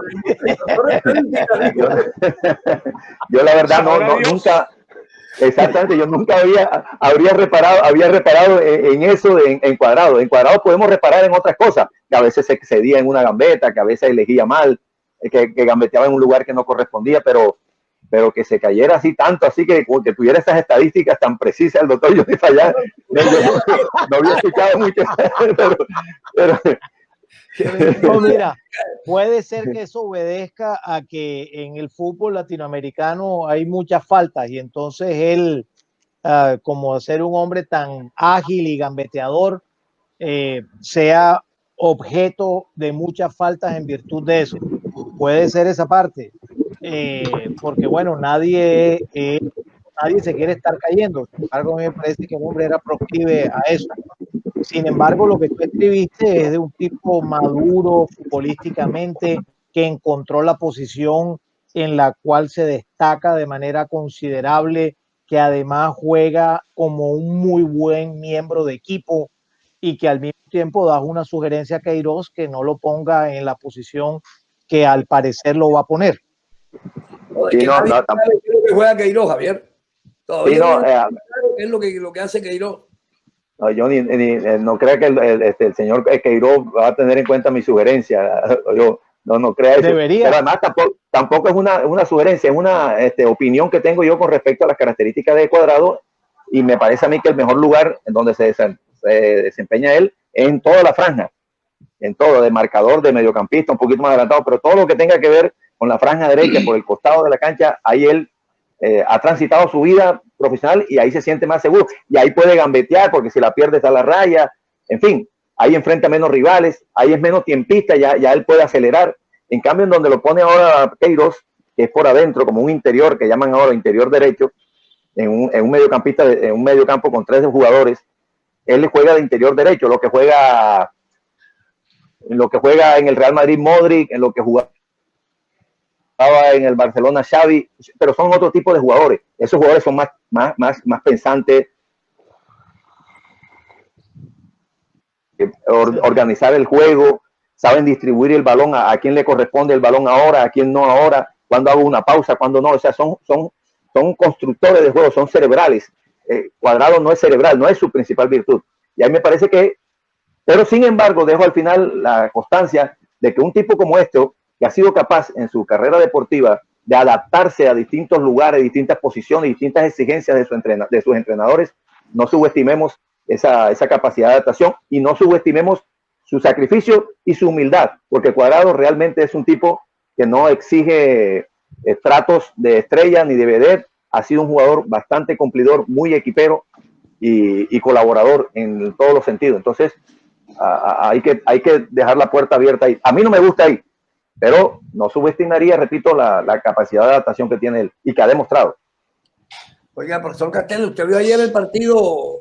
Sí. Lo vi porque vi lo que yo quería ver, que era un partido de hace 20 años comentado con la dinámica del fútbol de ahora, o sea, que analizaran las cosas que hacían antes y que se hacía y que hoy, pero no es muy diferente la Colombia, o bueno, sí, es más veloz, creo, esa Colombia a la Colombia de hoy en día. No, la de hoy no, es más parecida a la que estaba Manelli, Teófilo, a la que esa es más parecida a aquella, claro, había otra cadencia, había una sabrosura en el toque. Sin embargo, la de esa que contaba con Falcao, con James, era más peligrosa a la hora de atacar, o sea, generaba más situaciones que alertaban más al rival. Esta, la de ayer, era un equipo que manejaba muy bien la pelota, con una gracia, con una estética muy agradable para la retina, y con eso se defendía por ratos. Y después cuando lo atacaban se defendía porque la selección Colombia en la época de Maturana y Bolillo implementó una idea de defenderse muy organizada y muy colectiva, y era muy difícil interpretada por los rivales, porque Colombia no perseguía a nadie. O sea, los delanteros rivales se movían y Colombia no le paraba bolas, comillas, al movimiento, al balón. No, marcaba el balón. Entonces, hacia donde se movía el balón, Colombia se movía colectivamente hacia donde se movía el balón y reducía los espacios. Entonces, por eso a los rivales les costó, en aquella época les costó, ya después se ha sabido sortear eso. Pero aquello le daba mucha fuerza, mucha orden, mucha organización a Colombia defendiéndose. Y sufría poco. Ayer tuvo tres llegadas más o menos, sobre todo cuando vino la neblina, que ahí se le complicó mucho en el segundo tiempo. Pero lo que vi ayer, Edgardo, es que el pibe era, bueno, yo no trabajaba, o sea, porque hay momentos donde, entonces, eso que ya él hacía en algunos partidos donde había que hacer otra cosa, más que sin perder lo que él sabía hacer. El día de Alemania, el 1-1, también vimos con la repetición cómo corrió, cómo colaboró en determinados lugares. No es que corría como loco por cualquier lugar, pero colaboraba.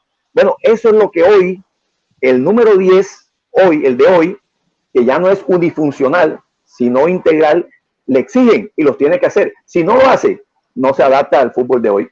En esa discusión que hay hoy, que como el 10, que el 10 se acabó, no, el 10 no se acabó, se transformó. Y ya el pibe y algunos otros jugadores... Ese día fue un 10 moderno. Pero claro, ¿y qué se le quitó? Y seguimos destacándole su talento, su calidad, su juego. Lo declararon el mejor jugador de esa Copa América, pero cuando había que trabajar, había que hacer otras cosas. Lo que pasa es que ahora la mayoría de esos jugadores que tienen esa calidad de buen pase, buena visión, calidad, ya entienden, ya traen incorporado desde hace años que también tienen que hacer otras cosas para adaptarse al fútbol de hoy, al fútbol de élite estoy hablando, ¿no? Oiga, ese no es uno de los mejores partidos de Maradona, pero vio la precisión en los pases de Oiga, ese qué calidad, qué calidad. Que lo puso, dije, por eso Maradona es Maradona. No, increíble. Fútbol puso un pase en el área, un taco que nada más lo pone él. Claro, no, y esos pases que hace así, que está mirando para la raya lateral, así como si fuera a dar un pase lateral y cruza el pie, la zurda, la cruza así y mete el pase en vertical, o sea, una cosa maravillosa. ¿Sabe qué jugador me ratificó lo que yo siempre he pensado de él como un marcador de punta? Chonto Herrera. Mira, Chontico Herrera sabía jugar mucho al fútbol, Edgardo, y entonces era el socio en el avance del equipo, era el socio, él, Chontico Herrera, un jugador de bajita estatura, menudito, pero con una calidad, sabía sortear rivales. Es decir, yo decía, esa clase de marcadores de punta, como Zúñiga después, el Zúñiga, entonces por eso hoy la intención de mirar a Cuadrado o al mismo área como marcador de punta derecho, porque los marcadores de punta siempre, Edgardo, no ahora, no hay que el fútbol moderno y el fútbol, siempre los marcadores de punta han sido jugadores vitales, importantísimos en la construcción del equipo, en la organización del juego, en oxigenar la jugada. Entonces yo me daba cuenta ahí, uy, el Chontico salía de 2-3 argentinos, así se los pasaba. El primer gol tiene que ver con una aventura de él, que después la comparte con Galeano. Siempre fue el socio del pibe para devolverle paredes, como lo era Diego Osorio en alguna época, que Diego Osorio, o como en Junior lo fue Galeano del pibe. Galeano era el desde atrás que venía y le iba tocando el balón al pibe, y el pibe, como necesita que la gente se le mueva, entonces tac, tac, tac, y le iba moviendo. Entonces esos marcadores de puntas son vitales en el fútbol de ayer y en el fútbol de hoy y el fútbol de siempre. Siempre tendrá que haber marcadores de punta así, con esa calidad. ¿Qué iba a decir? Es una pregunta, porque no me gustaría que nos alejáramos del tema del Cuadrado, y recurro a la sapiencia y el conocimiento del profesor Castel. ¿Qué se podrá hacer para que en toda Europa ahora la gente entienda que esa palabra panita no lo usamos la mayoría de los colombianos? ¿Qué sugiere usted? Oye, como escuché también un reclamo de alguien en las redes, oye, que me molesta cuando el narrador dice el equipo cafetero. No, pero es que por fuera siempre nos han reconocido como el equipo cafetero. En Argentina siempre el jugador cafetero, eso es típico cafetero. de... Pero el tema de la panita, muchos paisas. ¿Usted se acuerda, doctor Portuano, cuando estábamos en el campeonato ese de béisbol, que lo dirigía Urueta a la Selección Colombia, como el clásico de béisbol, que hubo un momento que a las afueras del estadio hubo una rumba? Entonces cuando se dirigían a los colombianos, no se dirigían en términos paisas. Oiga, parcero. Parcero. Y nosotros gritando, ¡ey, loco! Si no hablamos nosotros. ¡Ey, loco! ¡Ey, llave! ¡Ey, loco! Ay, ok, pero ronco, hermano. Lo pasaron por dominicano, nada más le faltaba la barbilla, el candado, porque no es dominicano que se respete, tiene el candadito ese. Y la camiseta roja, la camiseta roja. Y hay varios que se están haciendo pasar por dominicanos para que no les pidan papeles. Usted me lo contó, ¿se acuerda? Varios que están escribiendo por ahí. El combo de Hans Gutiérrez, los Wallenberg, son más de todos se tiran de dominicanos. ¿Lo qué, Portano? Los Wallenberg, se llama el grupo. Apellido alemán. Los maneja un alemán, los dirige. Entonces, como están sin papeles, se pone la barbita esa, el candadito, para que crean que son dominicanos. O boricuas. Y bueno, los boricuas. Por allá, ¿no, Portuano? ¿Cómo? Que si hay mucho pasante por allá por Miami. Ahora que no nos levanten a los aguaceros eso, porque mierda, entonces ahora los chats los llenan de los aguaceros. Cada vez que llegan los huracanes. Mierda, ya yo estoy preparado. Yo, fotos de huracán que mande, lo voy sacando el chat. ¿Usted qué opina? No, hombre, yo por ahí ayer tenía casualmente Hans una fiesta con el grupo de los Wallenberg.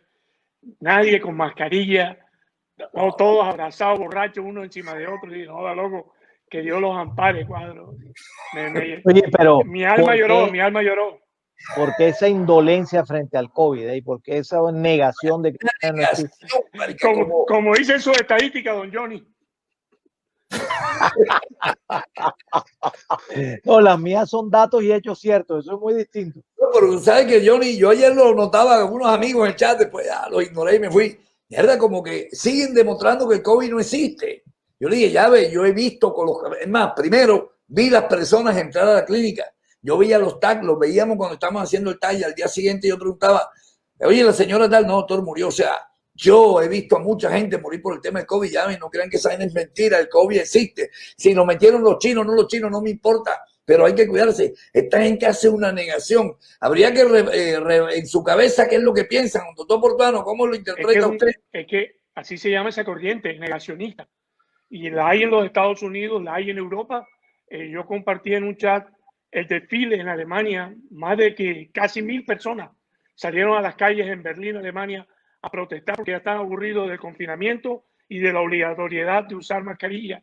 Ellos dicen que la mascarilla no se necesita. ¿Cómo convences a personas del primer mundo de que, hey, hermano, aquí está la prueba científica que te está diciendo que esta es la única barrera que tú tienes entre el virus y tú? Es esa mascarilla que todos se ponen. No hay poder en la tierra. Yo no sé realmente. Estaba leyendo un análisis donde dice que tiene que ver mucho el Internet, porque el Internet ha permitido que se propague todas estas teorías ridículas. En muchos casos el Internet, así como es de mucha ayuda, también es letal, doctor Barreto, cuando cae en manos de personas no preparadas, de personas ignorantes, de personas fanáticas. Ahí está el tema. Yo, mire, discúlpeme, hay gente que me está mandando cosas, yo directamente no las abro, no me interesa. Yo tengo una referencia de gente seria, de lugares que escriben, que son realmente estudiosos de estos científicos. Entonces yo no le paro bola a cada loca que me suben por ahí. Y no sé por qué hay tanta mujer en esta vaina que tú. El otro día vi una morocha americana, es verdad, con una cantidad de individuos, y después me la mandaron como por 100 chats. Ya yo... La de la hidroxicloroquina. Joder, que yo ya lo que di, ya ese cuento es viejo. Ya sabemos para qué sirve, para qué no sirve. Pero te voy a decir quién más promovió eso. Algunos gobernantes como Trump. Exacto. Y el de Brasil le dio COVID y se cayó. Lo veo más. Y el de Brasil. Después que tuvo COVID, el man después del susto la cogió suave. Claro, ya bajó su nivel porque ya se dio cuenta que estaba cometiendo una tamaña irresponsabilidad. Es que de hecho Trump le preguntaron el viernes en una rueda de prensa que él empezó otra vez a dar diariamente, le preguntaron por esa señora. Oye, usted está apoyando a una señora que tiene su licencia profesional actualmente suspendida en Nigeria, una señora que usa el consultorio como templo para la religión que ella promueve, una señora que dice de que los alienígenas están en capacidad de inseminar seres humanos, o sea, una demente. Y él dijo, bueno, yo la verdad es que yo la vi hablando, ella estaba rodeada de un grupo de médicos serios de Houston, ellos estaban alrededor de ella y ellos no la interrumpieron cuando habló. Así que yo le di importancia y luego de dar esa respuesta terminó la rueda de prensa. El peligro tan grande de las manos en las que están los Estados Unidos, la decadencia de un imperio, vamos a ser testigos, o ya lo estamos siendo, de la caída literal de un imperio, doctor Barreto. Total. Mira, y ahorita que vi Roma, que ustedes me la recomendaron por Netflix. Sí. Me la vi toda y excelente. Mira que es seductor la historia de Roma. Es una vaina seductora, y cómo caen los errores históricos de Roma para no cometerlos. Correcto. Y aquí, digamos, haciendo alguna analogía, el Senado americano. Prácticamente... Hablaste de Roma y se nos despertó enseguida Wilber, que le gusta estos temas. Mira, apareció así como todo, hermano. Lo despertaste. Roma, voy para eso. Oiga, Wilber, no pasó por tu cañucha, dale. Qué bien, porque es la Uni 53. Wilber, era hora. Pero te diste cuenta cuando empieza la caída del Imperio Romano, observaste en el análisis que ellos hacen, una de las principales causas de la caída del Imperio Romano, ¿cuál fue, verdad? El que mucho amarra el poco Senado. La corrupción, el Senado. La aparición del cristianismo. Fue una de las principales causas de la caída del Imperio Romano. Pero ahí medio, doctor Barreto, doctor Portuano, voy a mediar ahí. Es que ahí voy a mediar, es que todos los imperios, llámese como se llame, todas las potencias, llámese Roma, llámese Grecia, llámese, todos van a confluir en algo, tienen un punto en común por el cual caen, y es que llegan un momento en la historia en el que creen que nunca van a caer. Así de sencillo. Mire, la historia reciente la demostró con Gran Bretaña. Gran Bretaña fue la potencia número 1 del mundo en el siglo XIX y entrado en el siglo XX. Y ellos pensaron que en algún momento, con lo que obtuvieron con la reina Victoria, ellos jamás pensaron que iban a caer. Y cuando ocurre la Segunda Guerra Mundial, no se dieron cuenta que ya el orden mundial había cambiado. Y tuvieron que pasar casi como 20, 30 años para ellos darse cuenta en verdad que ya ellos no dominaban el mundo. Solo por poner un ejemplo cercano. Y el caso que usted menciona del cristianismo en Roma no es tan así. ¿Sabe por qué? Porque el Imperio Romano se termina dividiendo en dos. Pero perdón, Wilber, ahí llego yo. O sea, el querer ser tan extenso, el que mucho abarca, poco aprieta, creo que fue el principio del fin. Sí, pero ya ellos se dividen. No, pero es que no es eso, porque si fuera así que el que mucho abarca, poco aprieta, entonces ninguno de los, por ejemplo, vuelvo y pongo el caso del Imperio Otomano, es también quiénes son los que manejan, porque también también es una cuestión de personalidades. No es lo mismo que manejar a Constantino, una cuestión, pues fue Constantino el emperador que terminó manejando el Imperio Romano de Oriente y que se convirtió al cristianismo, etcétera, pero el Imperio Romano... El güey que reconoció el cristianismo, ¿no? Sí, pero el Imperio Romano de Oriente duró hasta el año 1379 cuando vinieron los otomanos y tomaron Constantinopla y desarrollaron una corriente diferente. El Imperio Romano de Occidente cae porque no fue capaz de contener a los bárbaros. O sea, los bárbaros vinieron con tal fuerza, entiéndase, los bárbaros como las personas que habitaban en la zona norte de Europa. Los nórdicos. No solamente los nórdicos, porque los germanos y los francos. Los germanos y los franceses. Los germanos y los franceses. En ese entonces era Franco, como se le llamaba. Entonces venían allá. Sí. Entonces estaban también en un momento de expansión. Realmente se llamaban galos. Hermanos y galos. Exactamente. Ellos estaban en un momento de expansión y llegaron precisamente al Imperio Romano Occidente, que contaba que tras haberse dividido el Imperio Romano por las diferentes ideas que se manejaban, llámese políticas, también ideas religiosas, el Imperio Romano Occidente estaba completamente destruido por dentro. O sea, no había nadie en quien confiar, ni siquiera en sus líderes que pero digamos, de las razones por las cuales el Imperio Romano de Occidente cae por la estupidez vista desde el punto de vista público de sus gobernantes y del Senado. Sí, claro, pero eso también va apoyado de una idea que es la que todos tienen en común, que es que ellos creen que nunca van a caer, que ellos van a perdurar por siempre. Claro, que son esa es la idea en la que todos los imperios, todos los grandes imperios han caído por lo mismo, porque llegan a un punto en que creen que su orden nunca va a cambiar y ellos van a durar el legado por siempre. Pongo un ejemplo con el Imperio Otomano. Cuando Solimán el Magnífico se muere, que con Solimán el Magnífico ganan la mayor extensión de su imperio, quien lo viene a suceder es un tipo que se llamó Solimán III en el orden de cambio de la realeza. Da la casualidad que era loca. No, era homosexual. No, era en esa época. Ellos en esa época como que tiraban la... Él tenía su latina porque yo sí sé que tiraba la morrana latina cuando estaban con su vaina. Dale. Fíjese que Solimán III, a diferencia de Solimán el Magnífico, es conocido solamente por una cuestión, por la muerte. El tipo se murió de la manera más estúpida posible. Él sale Solín, el novio de Batman. De Calimán. Oye, te está confundiendo. Está confundiendo las tiras cómicas. Calimán por un lado, Solín por el otro y Batman y Robin. Solín era loca. Solín tenía su 16. Solín tenía su 16. No, pero fíjate que retrayéndonos a la época de ahora, todavía la Catedral de Santa Sofía la están peleando. Fíjate que ahora la volvieron una mezquita. No sé sí, porque en su momento era, pero lo que veníamos comentando en programas pasados, Erdogan es un tipo que exalta mucho las ideas del Imperio Otomano y esa cuestión de el posicionamiento del musulmán. Sobre todo. ¿El que descuartizó al periodista? No, esos fueron los saudíes, pero porque aunque dicen que Erdogan tuvo una colaboración ahí, pero eso ya es parte del gobierno saudí que le tenía la mala a Khashoggi. Y Khashoggi, que había anunciado muchas cosas con respecto a cómo manejaban la situación de los dineros del petróleo y la forma de cómo encerraban la vida usando la religión como bandera. Y entonces él había anunciado muchas de esas cosas y en un proceso general que él iba a hacer de un cambio de visa, Wilber se parece a Calimán. No, me como así que Calimán. Oye, señor Machín, señor Johnny. Calimán, Oye, se quitó el turbante. Un poco despeinado. La caída del Imperio Romano también tuvo mucho que ver los ancestros del profesor Fayá, los árabes.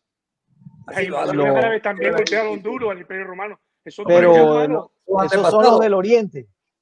No, todos los árabes, ahora no te vengas a salir. No es eso, lo que pasa es que los árabes tenían mucha fuerza, es que uno por algo, no, pero es que no es tanto malo. 800 años en España, pero son malos, pero mira, ni pusieron el lenguaje, ni la religión. Bueno, lo intentaron en España cuando llegaron las cruzadas y lo sacamos a machete. No, pero es que ahí va el cuento, doctor. ¿Cuántas cruzadas hubo, Wilber? ¿Como 9 o 10? 12 cruzadas. Sí, pero es que hay que recordar algo con las cruzadas, porque es que las cruzadas siento que son como las guerras más sobrevaloradas de la historia. ¿Por qué? Porque las cruzadas como tal, por la razón en la que empezaron las cruzadas, que el Papa Urbano II mandó una carta diciendo hay que recuperar Jerusalén como sea, porque esos árabes que no sé qué. Esa razón solamente duró hasta la Cuarta Cruzada, que fue la pelea de Saladino con el rey Arturo, que etcétera, y Saladino esto y Saladino lo otro. Pero siempre será el pretexto. Y las otras 8 cruzadas. No, porque resulta y pasa que después de la Cuarta Cruzada, a partir de la Quinta Cruzada, supuestamente la razón era esa, pero la cuestión era por abrir rutas comerciales. Entonces la guerra empezaban era por sectores. Y, por ejemplo, en las cruzadas se vio envuelto incluso... De ahí es que viene la palabra cruce. Esto es un cruce. Muy bien. De Granada para Johnny por ese aporte. Ahí está. No, pero fíjese, en la cruzada incluso se vio envuelto hasta Genghis Khan, que precisamente por intentar abrir una ruta comercial por... De Jackie Chan. Es un reggaetonero. Un reggaetonero de la época. No, ¿cómo va a decir? Genghis Khan es el... Ya tú sabes. No, hombre, Genghis Khan es uno de los héroes más famosos del Imperio Mongol, el hombre que el Imperio Mongol en toda su máxima extensión. Mongolia era con su mandato. Mongolia. Saludos ahí a Oscar Manuel Cueto García, Wilber. De Granada para Oscar Manuel también, de Granada para Oscar Manuel. Él es entrenador de fútbol. Mira, ahí está el... ¿Cuándo veremos los jodas? Pero este man está enfermo de Comesaña, que cuando veremos la caída del Imperio Comesaña. No, eso está más cerca. ¿Usted cree que el Imperio Comesañista ya no aguanta mucho tiempo, doctor Johnny? Usted que es un analista de la vida. Yo creo que el Imperio Comesañista hasta diciembre. Yo pienso igual. Sí, ya se acabó. El man lo dijo, él no lo dijo aquí en el programa, doctor. Sí, claro. Yo ya en diciembre, yo creo que él arma su escuela de fútbol y se la vacila como el zurdo. Claro, totalmente. De buena fuente, ahí me dijeron que los 4 futbolistas infectados lo hicieron tambalear y contemplar la posibilidad de retirarse. Tú sabes que el Junior tiene 4 jugadores infectados por el momento. Deja que se acabe la burbuja y los mandes para la casa, para que veas tú qué va a pasar lo que pasó en España, que en tan solo una semana salieron más de 20 infectados de diferentes equipos, como el Almería, varios equipos. Deja que eso pase aquí también. Hubo un problema con las pruebas, que una que le hicieron daban negativo y en otro lado daban positivo. Daban positivo y cuando se le hicieron en otro lado daban negativo. Hay un coge. En todo caso, ellos mandaron a todo el mundo para su casa 15 días. Sí, pero ya Julio anda boca. Julio no valora.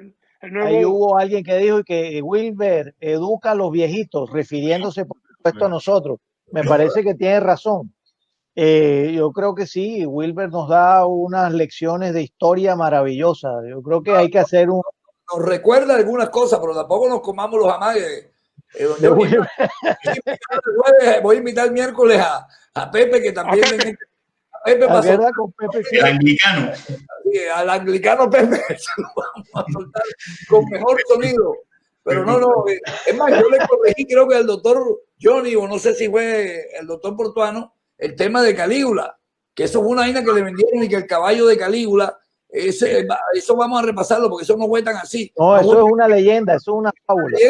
El doctor Portuano fue el que se comió la mague y comenzó a repartir ese chat por todos lados. Yo no me lo veía repartiendo. No, lo que pasa es que Portuano lo que hizo fue tomar esa leyenda como una reflexión acerca del momento político de Colombia. Mira, y ahora que estamos hablando del tema de las cruzadas, que finalmente lo que se convirtió, y tiene razón Wilber, fue una mentira. Ya a ellos no les interesaba recuperar Jerusalén, sino la ruta, lo que se llamó entonces la ruta de la seda también. Algo actualmente está haciendo China. China está en lugares muy puntuales del mundo, y yo digo, ojalá Barranquilla caiga ahí, porque aquí nos harían el muelle de Sí, Wilber. profunda. Ya está levantándose su veterana. Oiga, cómo se ríe Wilber. Ese es el peso de Wilber, Walter Vieja. Walter Vieja. Oye, y recupera billetico, porque a la edad de Wilber uno está en una llevadera. Y esas señoras ya tienen prestan plata. Esas vías prestan plata, te cocinan, saben cambiar llantas, se defienden con la brocha gorda, completa. ¿Usted qué opina de eso, doctor Fayad? Usted es un tipo más entregado al amor. Hombre, vamos a dejar esta vaina así porque lo que viene es perrateo. Gracias, Wilber. Wilber, a la mañana métete temprano porque ve que vas a tener que abrir el programa todos los días tú, porque yo despiértate temprano, deja de estar viendo tanto Netflix, deja de estar consumiendo. Quiétate. Wilber, por favor. Dígame. Mañana nos trae un poco de historia de Inglaterra, que creo que ahí hubo algunas inexactitudes. Listo. Sí, viste que yo creo que nos metió un par de goles. No, ¿cómo le va? O sea, la sí, historia. Claro, total. Eso de Jackie Chan, del reggaetonero. No. Jackie Chan es un hombre bien conocido en la historia. Lo mencioné porque precisamente las cruzadas. Jackie Chan. ¿Cómo se llama? Pero era el reggaetonero de la época. Oye, Jackie Chan es un hombre de verdad que tuvo una incidencia importante a nivel histórico, y además porque fue un hombre que tuvo que luchar contra una cuestión que hubo en la China, por ejemplo, que está escrito en una novela que es El romance de los tres reinos, que es una historia bastante interesante y que le han sacado un montón de películas. ¿Cómo que llama la novela esa que ve todo el mundo que no se acaba? Que ahora hay que se parece a la edición del presidente y que el presidente reemplazó a Elif. Verdad, pero esa a propósito de eso, ahí en Revista Semana salió una muy buena recomendación de un historiador acerca de Churchill. De la biografía de Churchill. Lo compré ayer, la biografía en digital, para después compartirla aquí en algún momento. El hombre, el líder más importante del siglo XX. Yo vi que Rodrigo Vera se la mandó, yo me la copié. Eso. Rodrigo la mandó. Yo la compré. Y que yo la compré para joderte. No. Se la tiró Rodrigo legal. Porque no, Rodrigo lo que mandó fue la Revista Semana. Es así. Yo lo que hice fue meterme a iBook y comprar el libro digital. Pero después lo vas a compartir. Bueno, válido. Eso sí. Ese me está pareciendo a Wilber. Está tirando.